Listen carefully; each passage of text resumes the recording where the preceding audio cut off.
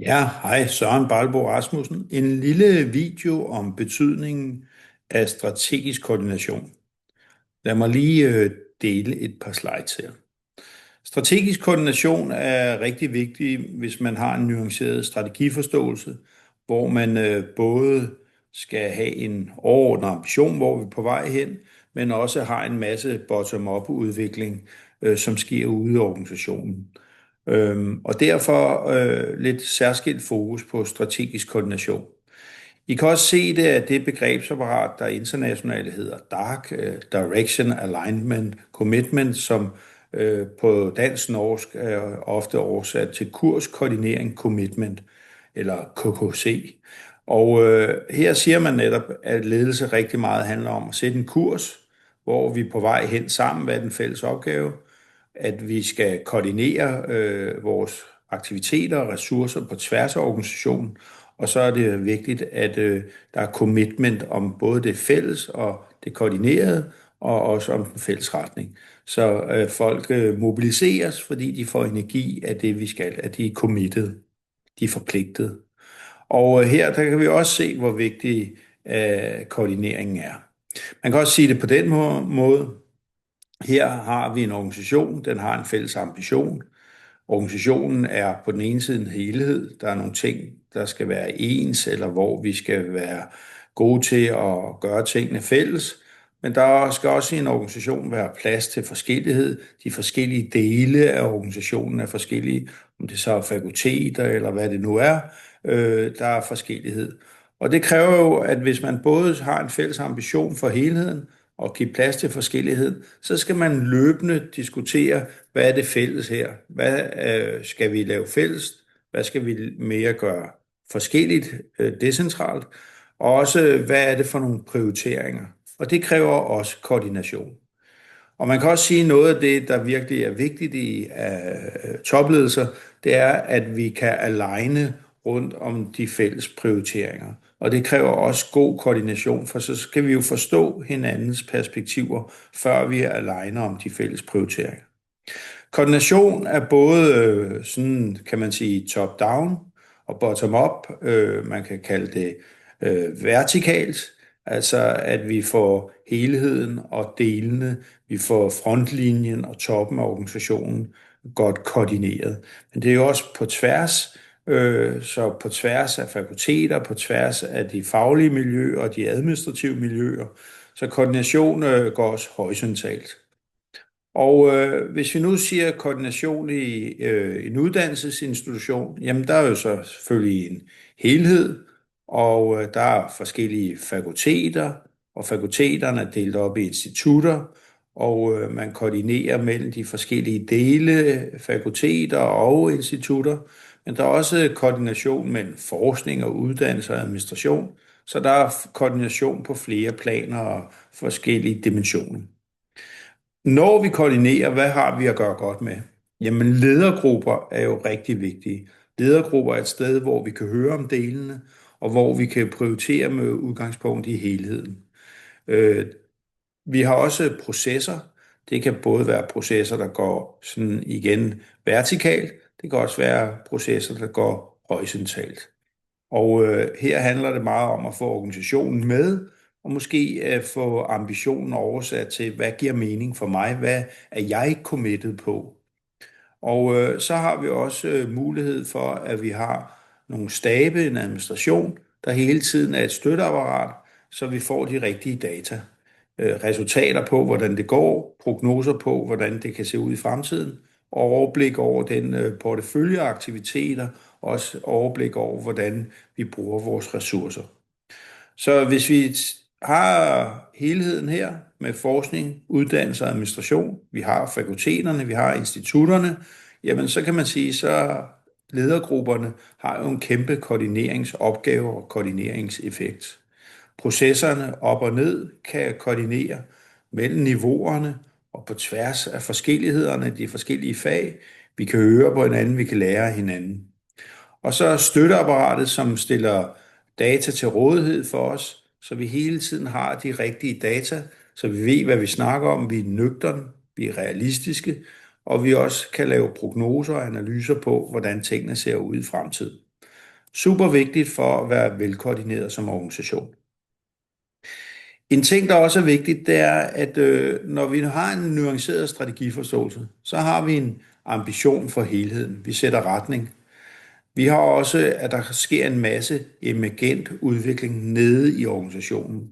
Og det, der måske så er vigtigt, ikke mindst i en topledergruppe, det er, at man så siger, hvordan hænger alt det her nede sammen med det her op? Hvordan er det, vi skaber en connection mellem ambition og mellem en emergent strategisk udvikling, der kommer nedefra? Og en måde at gøre det på, det er at begynde måske at lave det, man kunne kalde et strategisk roadmap. Det her, det kommer meget af sig selv. Et strategisk roadmap er meget, at en topledelse proaktivt siger, hvad er forbindelsen mellem alt det her og det her? Og det er måske også, at hernede kommer der mange udviklinger. Her handler det om at netop få et overblik for at kunne koordinere godt. Hvad er de 5, 6, 7 vigtigste strategiske udviklinger? Ikke på den lange bane, men på den korte bane. For på den lange bane, så begynder det at minde om at lave en strategisk 5-årsplan, og det er ikke det, der er ideen. Men det kan være en god idé at sige, det næste års tid, hvad er nogle af de ting, vi proaktivt som topledelse virkelig skal fokusere på.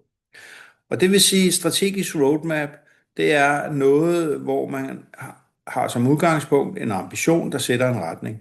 Roadmapet laver så en forbindelse mellem ambitionen og det mere daglige emergente og det, der kommer nedefra, og er med til at sætte et udgangspunkt for den løbende prioritering. Hvad er det, vi skal som topledelse prioritere virkelig at bruge vores tid på? Det vil typisk være måske et år eller halvanden ud i fremtiden. Og ofte når man laver et målbillede, så vil man starte med at sige, hvor skal vi være så om et år eller halvanden eller måske 2, hvis man har en strategi eller en ambition, der er 4 år, så kan man også lave et roadmap for 2 år. Men jeg vil anbefale, at man måske holder det forholdsvis kort, 1 år til halvanden. Hvad er målbilledet? Hvor skal vi være henne om et år? Og hvis vi skal være et godt sted om et år, hvad er de 6-8 udviklingsdimensioner eller spor, som vi proaktivt skal have fokus på? Det vi prioriterer og virkelig se på og lykkes med. Og når man har et målbillede, her skal vi være med de her 6-8, så skal man også begynde at snakke om, hvordan kommer vi der så hen? Måske fra måned til måned eller kvartal til kvartal. Og nu deler jeg et eksempel på et roadmap. Her har vi så Havforskningsinstituttet, 1300.000 og 300 medarbejdere, som siger, jamen vi skal om 2 år være lykkes med det her. Og her har vi deres spor eller deres udviklingsdimensioner, og så kan det se, at man her har, hvad er det for nogle tiltag eller milepæler, som gør, at vi langsomt men sikkert bevæger os i den rigtige retning. Hvorfor laver man sådan et roadmap? Ja, det gør man jo i meget høj grad for at sige, hvad er det så, vi skal lykkes med som topledelse? Proaktivt at lykkes med at have fokus på, jamen det er jo de her ting. Og så kan det være, at man efter, at man har arbejdet med de her ting et halvt års tid, så laver man en ny version af roadmappet. Så et roadmap vedligeholder man hele tiden. Er nogle udviklingsdimensioner blevet uaktuelle? Er nye udviklingsaktiviteter kommet til, eller dimensioner? At de tiltag og milepæle, der står her, de rigtige, skal vi til at korrigere. Man vil også typisk bruge et roadmap og et roadmap til som et koordineringsredskab mellem topledelsen og næste ledelsesniveau. Så et roadmap, man har lavet som topledelse, tager man måske ned til mellemlederne og diskuterer, hvorfor er det de her udviklingsdimensioner, hvad er de ting, vi skal, og få input. Så det er en måde top-down og bottom-up møder hverandre. Yes. Så et roadmap kunne være en måde, man også laver strategisk koordination i en topledelse. Når man også sætter ting ind i et roadmap, så kan det være godt at finde ud af, at vi har lidt forskellige roller. Nogle gange er der nogen, der spiller første violin på en udviklingsdimension og har ansvaret, og andre er måske mere anden violin. Det er ikke dem, der har ansvaret for at lykkes med alting og følge op på det, men vi forventer at blive konsulteret, og vi forventer at give mulighed. Og andre igen har måske en tredje violin. Jamen, man har ikke ansvaret, man forventer heller ikke at blive konsulteret og give input. Man forventer at høre, om det, når nogle ting er sket. Og ideen er jo her, at her er man meget en koordineringsagent. Her forventer man noget koordinering og en del koordinering, og her er der også noget koordinering, men noget mere minimal koordinering.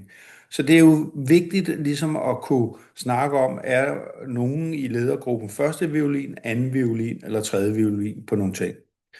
Et andet eksempel på et framework, der hedder Raki Framework, det er også, når vi snakker om processer og hvordan vi skal koordinere, så kan man også snakke om forskellige roller.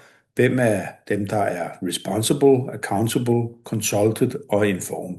Det er lidt det samme, men her er et kendt internationalt rammeværk for det. Så koordinering er vigtigt, og koordinering er kompliceret i en stor organisation, og det er derfor også rigtig vigtigt, at en topledergruppe har opmærksom på, hvad koordinering er for noget. Ja, jeg håber, det kunne inspirere, og vi arbejder videre med tingene på seminaret.